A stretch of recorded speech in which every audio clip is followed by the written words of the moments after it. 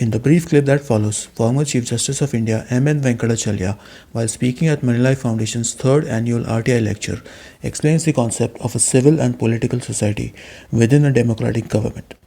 He explains why it's important in a constitutional democracy to have the civil society control the political society. In the unforgettable words of Justice Frankfurter, democracy involves hardship of the unceasing responsibility of every citizen. That's why no office in the land is more important than that of being a citizen.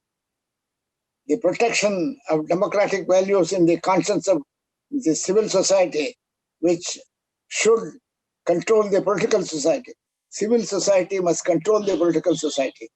If the civil society itself is fractured and fragmented and consists of groups in perpetual conflict with each other, then the political society will have ample opportunity to manipulate the groups and set up one against the other. Constitutional democracy is one where the majority will and rule is controlled and directed by constitutional principles. For otherwise, it will sooner or later degenerate into elective despotism and then mobocracy.